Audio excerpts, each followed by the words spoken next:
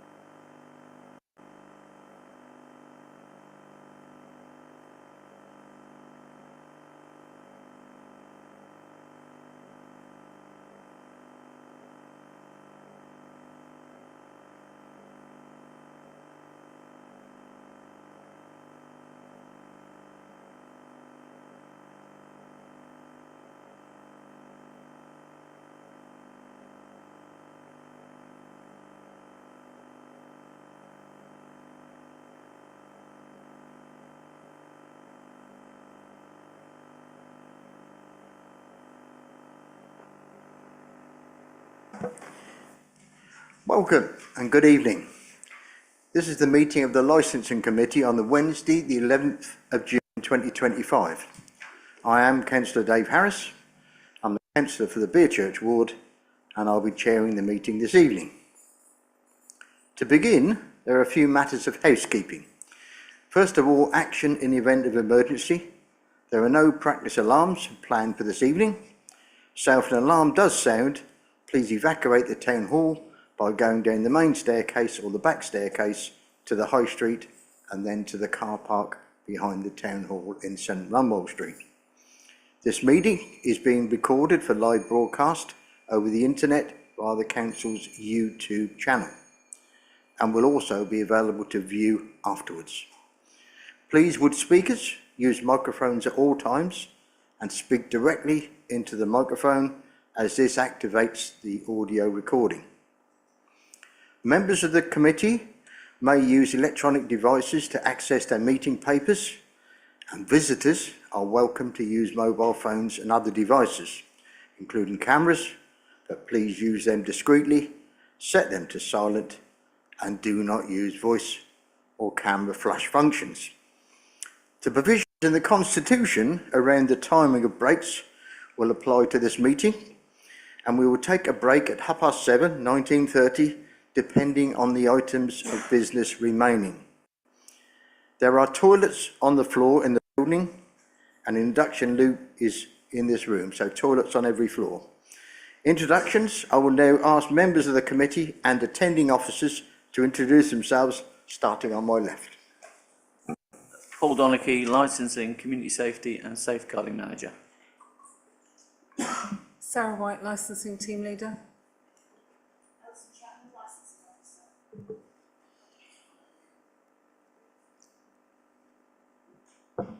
Catherine Spindler, Councillor for the Saints. Mick Spindler, Councillor for Shrub End. Councillor Camacho Follow for Castle Ward. Councillor Jeremy Higgins, Stanway Ward.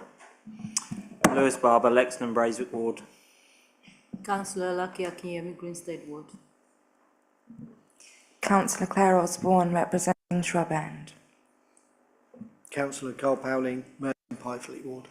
Matthew Evans, Democratic Services Officer. Thank you very much, members and officers. We are not aware of any substitutions. That's the next item on the agenda, item 2. But apologies have been received from Councillor Buston and also apologies received from Councillor Smith. No other apologies, I'm assuming? No, Matthew? No, thank you. Urgent items, there are no urgent items. Item 4 is declarations of interest, where councillors must publicly announce the item number, whether the interest is disclosable, pecuniary or other pecuniary or non-pecuniary, and the nature of the interest. Members, have you got any interest, any item on the agenda, please? I see all shaking their heads all around the table. So item 5. I invite the committee, please, to confirm as a correct record the minutes of the licensing committee held on the 19th of March 2025. Members, do I have a mover and a seconder? Councillor Spindler, Councillor Perry. Thank you very much. All in favour? Thank you so much. Have your say is item 6. If anyone has a petition which they wish to present to us on any of the items on the agenda on this evening, please do so now. I see no indications.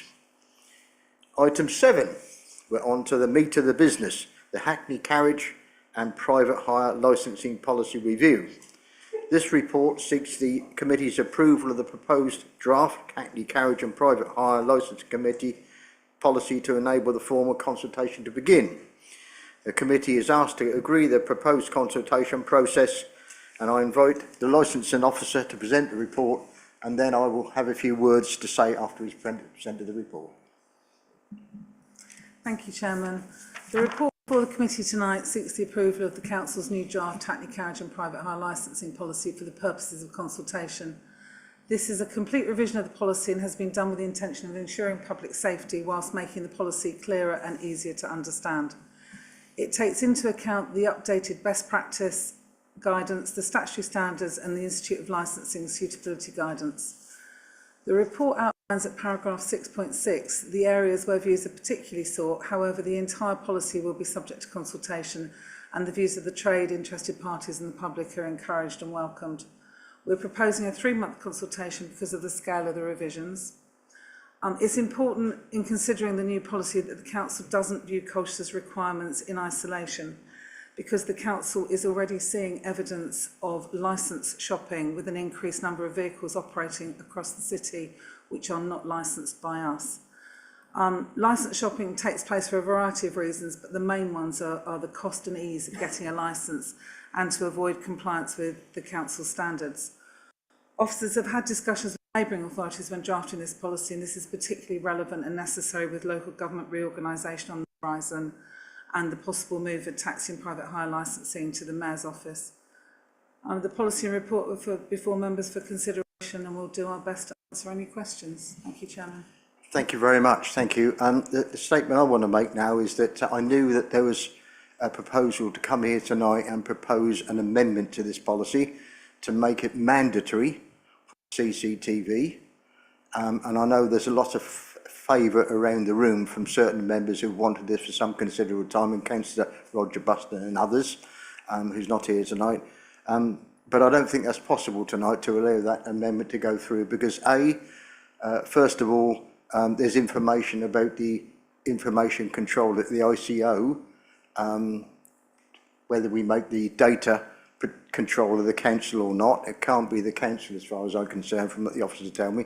There's papers that should have been sent to you in, I believe, in March that hadn't been sent. Yeah, the report was created in March for the committee, but as the policy in its entirety was pulled prior to the meeting, those papers would have not made sense because they had to go together. So obviously they are now, as I believe they'd gone, but I was off sick at the time. But we can obviously provide those moving forward. So what I'm not going to allow tonight is the amendment that I was going to allow to actually make CCT mandatory. We need more information before we can go forward with that, for not least of the reasons I thought it said in there that the data controller could be the taxi driver themselves, and in fact the LGA policy document says it can be in most circumstances the council, but doesn't have to be. And then you've just heard that the documents haven't come through. So what I intend to do, with your permission, members, is we'll debate the draft policy, go through any items that you wanted to come tonight and raise so that they can be amended, added and clarified for you. But I intend to defer this policy being starting the consultation until next meeting, when we'll have to have a debate and more information when you've had time to discuss and look at the data on the costings, so you can come here more informed at the next meeting, if that's okay. So I'm going to open up the debate. Members, anybody want to start? Any questions, please? Far away, come up, please. Everyone looked at me, Chair, so... First of all, I welcome that this policy will require drivers and vehicle license holders to undertake daily maintenance checks of the vehicle and complete maintenance records. I also welcome operators and their staff to be trained in disability awareness, which has been included in the draft operator conditions, and that the Department of Transport has provided some training materials regarding this. It looks like council penalty points for driving offences will be in sync with DVLA points, in the sense that driving offences will accrue the same number of council penalty points as DWLA, except convictions for the use of a mobile phone whilst driving and drink/drug driving, which will fall under the convictions policy. Can I request officers' commenter on this, please? So the specific reason for mobile phone, and it's not just mobile, it's any electronic equipment, and the drink and drug driving. The Institute of Licensing, so to give an example, the Institute of Licensing position is that certain offences are so dangerous to public safety that they should require further sanctions. So, for example, previously, if you had a conviction for possessing a mobile phone, driving with a mobile phone, not possessing a mobile phone, that'd be a bit harsh, that you would not be allowed to have a new licence for up to 5 years. And the background to that is there are 4 offences they call the Fatal 4. Drink and drugs whilst driving, speeding, not wearing seatbelts, and using a mobile electronic device. So the severity and the impact of those 4 offences within fatal road crashes is very high. So it's seen obviously as something that is necessary to underline the importance and danger of those particular offences. There are others where the consideration like careless driving, dangerous driving, sometimes the circumstances will be not that it's the conviction points themselves, but it brings into question fit and proper due to the circumstances of the driving. So the points, it's very, some of the confusion comes where somebody realises they get 3 points for speeding or 6 points because they've got a 3 and a 3. But the nature of their driving, the speed they were travelling at, etc., may make it more that we need to look at. But of course the confusion goes, well, I've only got 6 points and now you're looking at me for other matters. So it's easier for them to understand that our points and their points on the DVLA licence are the same. It just allows clarity. But whilst taking into account the dangerous offences that contribute to road death. Thank you very much, Paul. Can I proceed, Chair? Yes? Yes, if you have another question, please. Yes.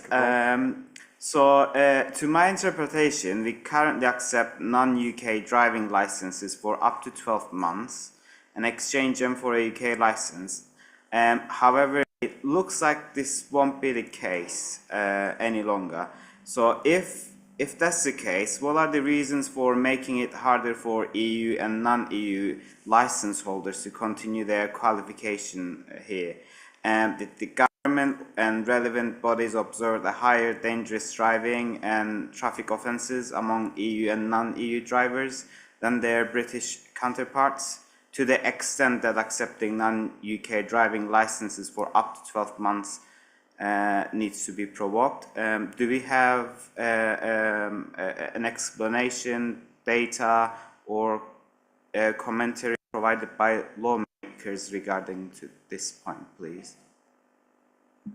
Thank you, Chairman. The issue around the driving licences is that the draft policy has been amended. The draft policy has been amended so that applicants for a driver's licence must swap their licence before applying for a licence from us. So if you hold an EU or non-EU, you need to swap it beforehand, before you come to us. So you come to us with a UK driving licence. Actually, the combination of the best practice guidance suggests that we should accept non-UK driving licences for up to 12 months. And then accept in that period that they can be exchanged for a UK licence. And that's really what we're asking members, and we'll be asking the trade what their views are. There is some feedback from the trade about the difficulty of getting people into the trade, and there's a question mark as to whether our policy is currently drafted, which means they should come to us with a UK licence in place, whether that is too restrictive, and whether we should be a little bit more flexible. So that's a specific question for members and for the trade to comment on.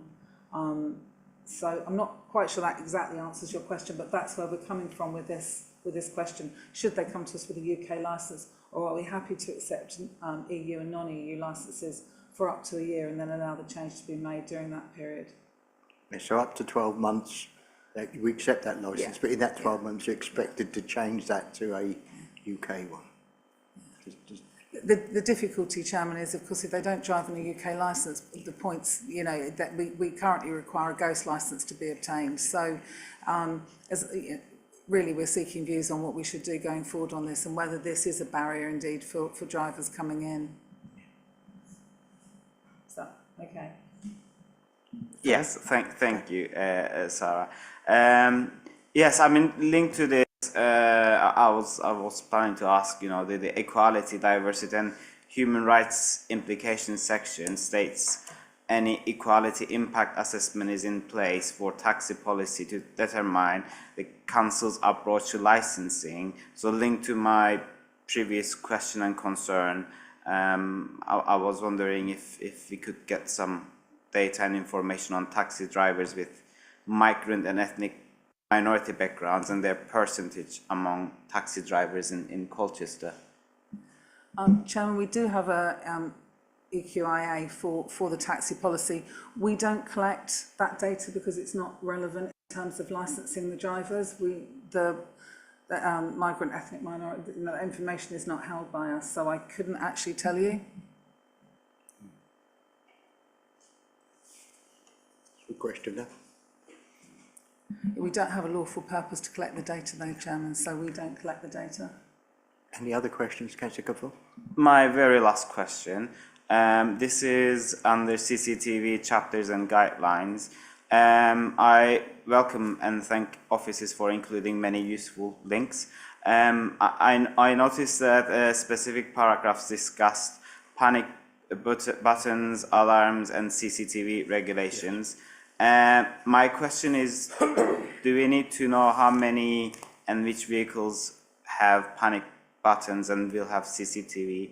In the summary of CCTV requirements, in the summary of CCTV requirements, drivers are not obliged to inform the licensing authority about installing a CCTV and or panic button. So I was wondering about if we have something in place, or if we will have something in place that will put that condition on drivers, and with that knowledge, what obligations and responsibilities will we have? That's basically the whole rub of this conversation around CCTV. So currently what I would suggest is we have no specific information on how many taxi drivers have CCTV, because it's not a requirement, and it's not recommended, as in yet under the policies, whichever way the committee go. What I would say is that in conversation with the Hackney Carriage Association, I know that probably the last thing was about 80% of them have something fitted. And you've got to remember that a lot of dash cams are also capturing information that they shouldn't be capturing under the ICO regulations. And this was part of the information that would have gone out to explain to drivers and the trade that even if we are not responsible for their CCTV, they need to protect themselves under the ICO guidelines. Apparently it's a 15-minute process online and costs about £47 to register for the ICO. If you're doing it as an individual, obviously businesses are different. With regard, and the issue with any CCTV in taxis and about panic alarms and you can't capture audio unless there are certain circumstances, the whole raft of controls, because ultimately it's not the same as walking down the high street. It's a private place really when you get in it. And those regulations. So we don't have any data. The issue with if it was something that we were responsible for, you've then got the enforcement and the checks and all the requirements around it, which would allow us to have some more information, but would obviously require much bigger teams and other issues around that. So we don't have information on who has what because it isn't actually a requirement. So you get that. So at the moment, you've got cabs out there today that have got cameras in, and some cabs that have got no cameras in. At the moment, the policy doesn't say, but it will do under Appendix 12. It says you must register with the ICO. Now, for those very, very good taxi drivers, and they all are, I hope, in this town, in this city, all read the policy, and the policy says you must register. So they'll either choose to do one of three things, won't they, when they read this document? They either go and register, take the camera out, or perhaps won't read the policy and ignore it. So that's what you're being told there. We won't know that because it's voluntary at the moment. It is a voluntary system. It's not mandatory. So does that help? Yes, thank you, Chair. Thank you, Paul. Thank you, Councillor Cavall. Any other councillors wish to answer a question? Councillor Akiami. Thank you, Chair. This is just a curious question. Yes. Just trying to get to the page.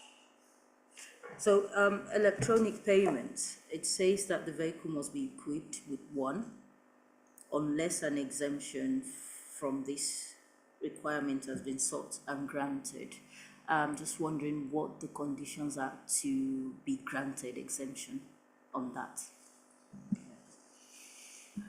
The exemptions for that really are for executive hire vehicles where payment is made through a contract. So those and vehicles that are used exclusively for school contract work. So essentially, it's contract work.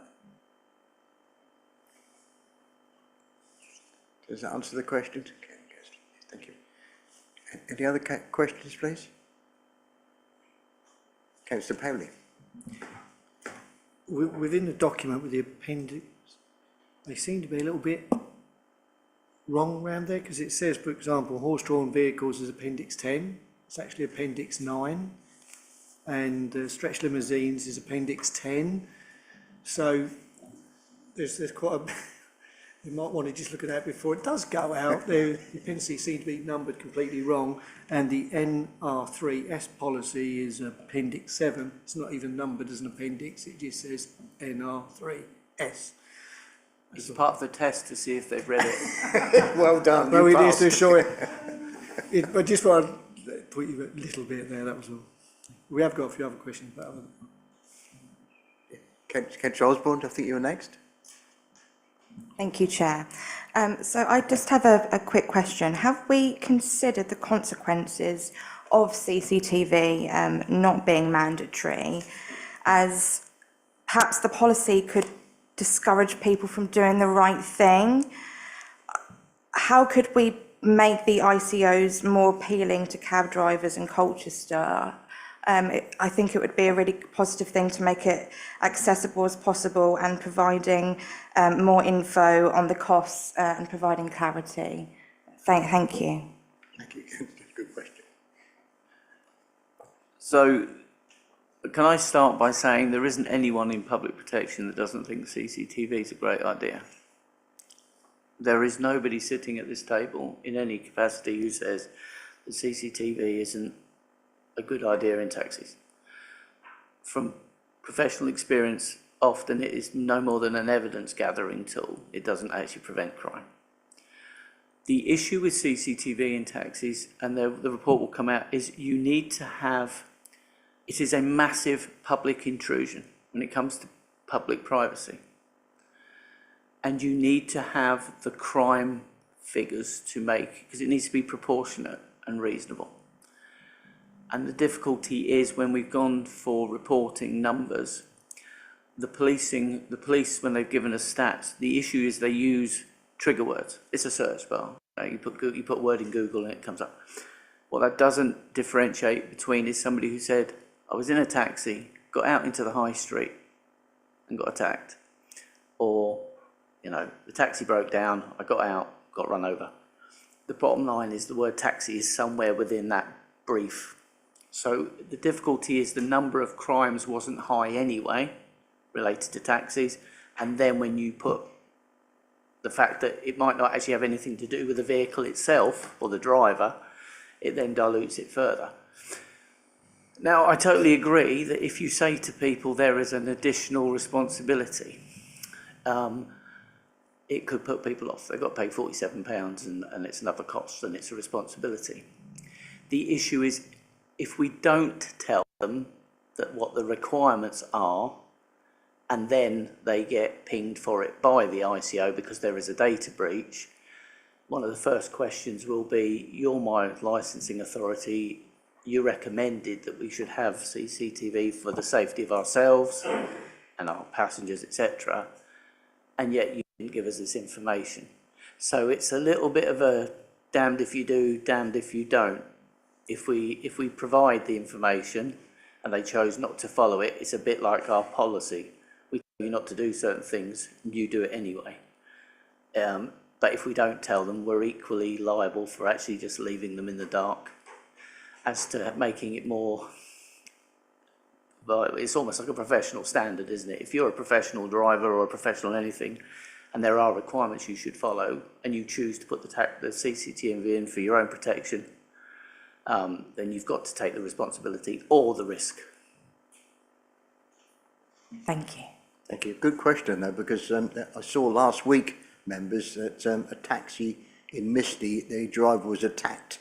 He had GBH and his money was taken, and that's only just last week. So it's in the trade's interest to accommodate and follow some of these rules to ensure they protect themselves and our daughters, friends, families, aunts, uncles, etc., and us. So, but good question. Thank you very much. Councillor Hagan? Yeah, thank you, Chair. Just want to thank officers for putting this together. There's a couple of typos, page 53. Divers is introduced into the equation. I'm not sure if that's divers going to or being delivered by taxi drivers. I'm not sure.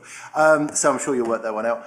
When it comes to publication, there's a lot of information in there. Can it be put on the website in a nice, easy format, click, click, click, click, click, so that they can go to the section and understand it a bit more, so they have more simplicity in dispersal of the information, if that makes sense. And secondly, about the CCTV as well, you could argue that there's not much crime in the town, but there's CCTV cameras everywhere, so actually your point is valid there. So I know we're going to have a wider debate on the CCTV side, but it also covers audio recordings as well. It's a bigger picture, but the only argument I'll say is that any entity that runs a business has to tick certain boxes when you run a business, and it's all about being informed as to what you have to do as a mandatory assessment versus what's voluntary. So we'll have that conversation. Thank you, Chair. Thank you. Thank you for the suggestions of the and your comments on the quality of it. I think I agree with you totally. It's a much improved document, and it's been thinned down a lot and much more in a lot more order. But I don't know if you want to comment on the general. Yeah. So since we've been a team, one of our first priorities was to actually make these documents, you know, a bit shorter than the St James's Bible. And we've tried to make them very much to the point.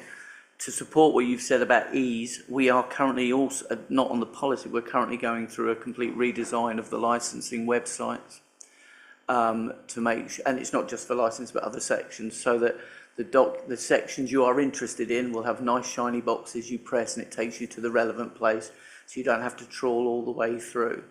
Obviously what we can do with this, well I say obviously, I'll speak to IT and Sarah and the team. It will be a driver's section and an operator section, and they'll be in their relevant boxes. Although I would say for the purposes of the recording, it is still the responsibility of the licence holder or applicant to read the policy. And I hope they do. Councillor Barber. Thank you, Chairman. Thank you for the report this evening. Just to pick up, sorry about the CCTV again, and I suppose I think it's very sensible, the approach that you've taken, Chairman. I think and officers completely understand. I suppose I'm quite interested in the situation we have now in a bit more detail, if that's okay.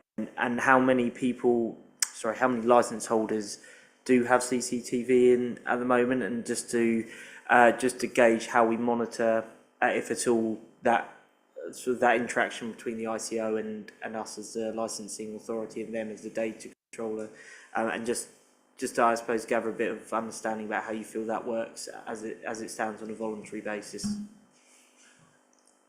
Firstly, we don't know how many have CCTV.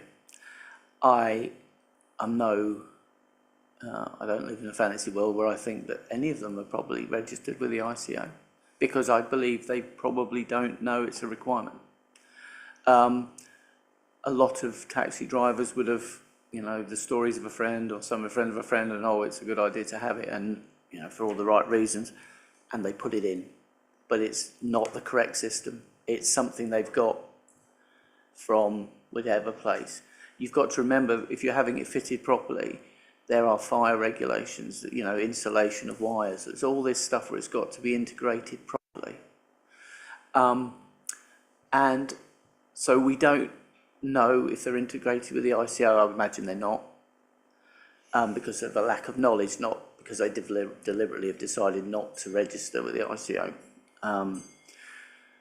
So I can't give you that information. And as I said, as I said to Councillor Harris today, the chair, that when I sent an email, part of this issue, not just for CCTV, but everything that I think will be going in a better direction, is there is already a public consultation gone out from the government to see if licensing should go to the local transport authorities. So you can imagine a Transport for London becoming Transport for Essex under the Mayor's Office. They're also asking us to answer about 230 questions on a survey around what we have put into our policies that's in line with their latest guidance. And the reason I believe for that, and we were at the Joint Licensing Officer Forum yesterday, and a lot of us believe it's because they're already looking at a national standard, or they're trying to bring it in. So rather than ordering changes, they said, this is our guidance, how many of you are taking it? And I think this will be a step towards a standard across the board to prevent the cross-border issue. The problem is, until that issue is resolved, you are always going to have the problem whereby we at Colchester go, these are our standards, this is our expectation, this is what you're going to do, and that could be anything from the colour of your vehicle to having CCTV. And they could go, I don't like that colour of the vehicle, I'm going to go to Wolverhampton or another authority that doesn't require that. And that's until there is a national standard, and it's a conversation we've had a number of times, Chair. Without that, anything that we bring in that is too stringent, too expensive, too whatever, will potentially lead to us losing control over control in the way of maintaining standards of our own taxi drivers. Thank you, Councillor Bowe. And the document, the survey has been sent out. I think Councillor King sent one of the letters out as well about the council's being surveyed over where we are at the moment. And of course, it's very apt at the moment for us to consider this as we go forward, isn't it? Setting the rules for the future, because they'll hopefully take some of this when they move forward into the new umbrella. Okay, any other questions? Councillor Catherine Spender. Just very quickly, 2 questions. I know we're going to talk about it at another time.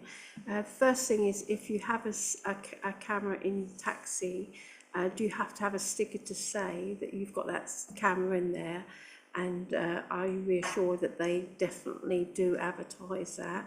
And secondly, have we asked the general public what they feel taxi drivers should or should not have in their vehicles, so that we can have that information before we bring it to the table? Is that something that can be done?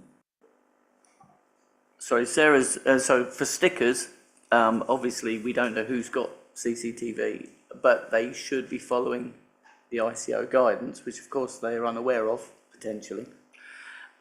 With regards to what the public want, obviously if it's been done, the consultation was done previously, but that was a number of years ago, I would imagine.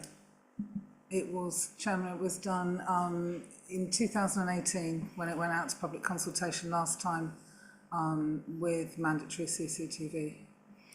So as part of the idea of asking for this to go out into the public domain is to very much ask the public those questions. This is the policy that we're looking to implement for Colchester. Your views, please. So it is very much up to the public to say what they want. And I think it's fair to say, if the trade are listening to our debate tonight, and I hope they are, and they will read the policy as has been written for the future when we agree it for consultation, give us some feedback. Because at the moment, if they don't know they've got to be registered under the ICO, then they'll soon have to be aware of that, to be made aware. So that's the message. Read the policy when it comes to you and comment on it. Any other questions, councillors?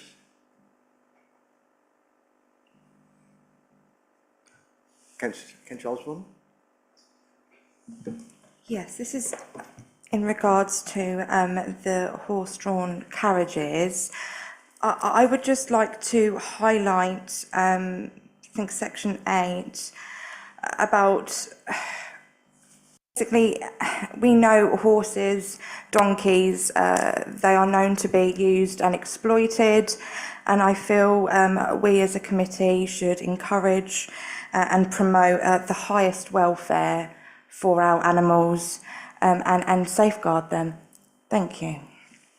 Well said, and I was going to bring that question up to ask to put in that policy, Councillor Osborne, on that very thing.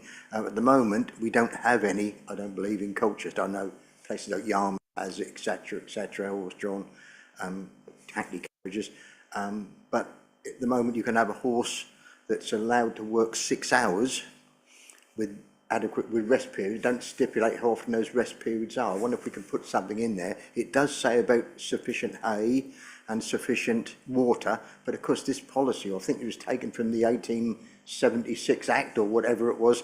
We treated animals very different then to what we treat today. I hope we do anyway. I hope we treat them a lot better. Is there something we put in there about rest periods in that 6 hours? Chairman, there is, I'm not sure if this is the same thing, but at number 9 it says, if the horse is harnessed to a carriage for a period of 3 consecutive hours, the proprietor or driver shall ensure the animal is rested for a period of no less than 1 hour, during which time the animal must be fed and watered. Covers that. So I don't know if you're happy with that, 3 hours. Members, you happy with that? Good, thank you very much. We haven't got any at the moment, I do stress that, but in case you never know, that, you know, somebody might start up a business with running up and down the high street with horse-drawn carriages, mightn't they? You know? Well, Uber are going to go self-drive, so they might go for horses as well.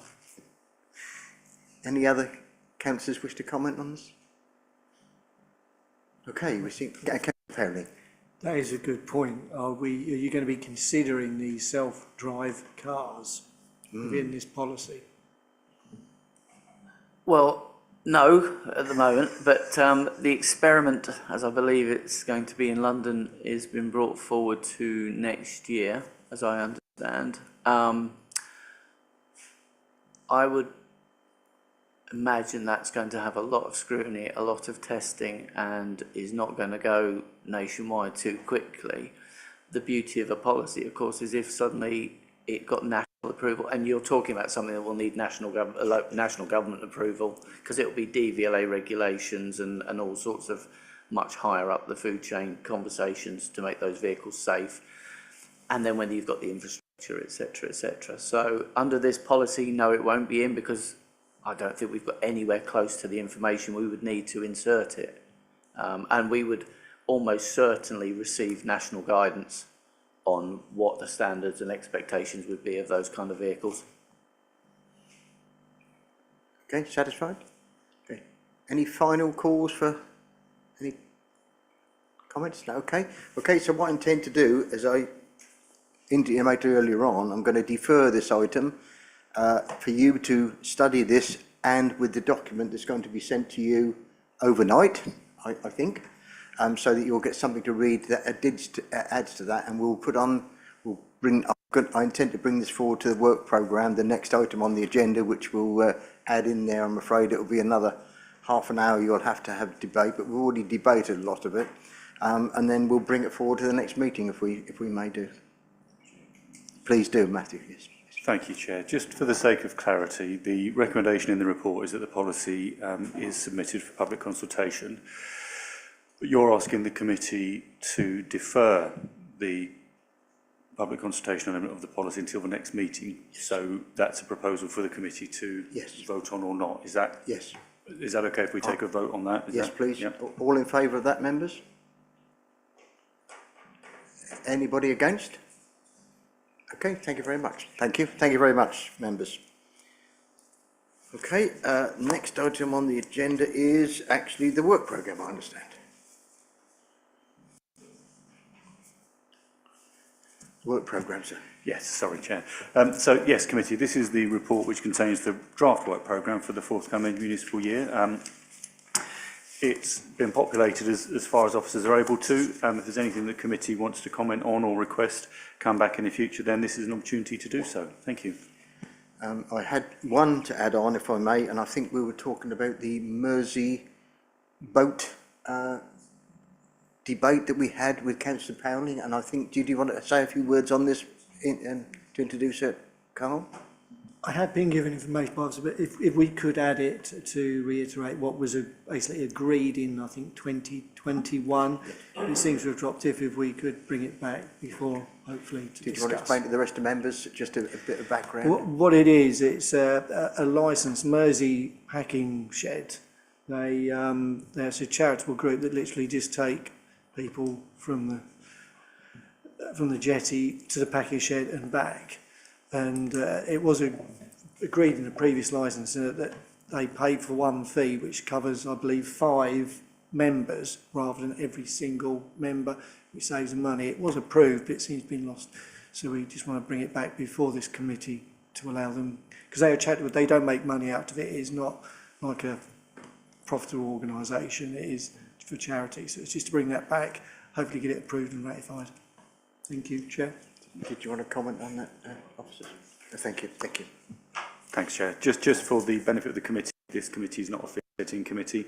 The boat people, as Councillor Pounding says, were covered by policy, which was approved by the committee, but the committee itself isn't fee setting. It can make recommendations on. Just wanted to make that clear. Thank you. Thank you. Okay. So the 23rd of July, you've got the collections policy and the caravan policy, and we're now added on the boat debate, and we're adding on the Hackney carriage policy review with the information you're going to get overnight. I still think that's possible to do that in one evening. I hope you would agree with me. Yes? Okay. Any other comments on the work programme, please? Councillor Barber? Oh, no. You've got your microphone on, sorry. Sorry. No other comments? That's the end of the meeting then. Thank you very much, and thank you for your attendance tonight. Thank you.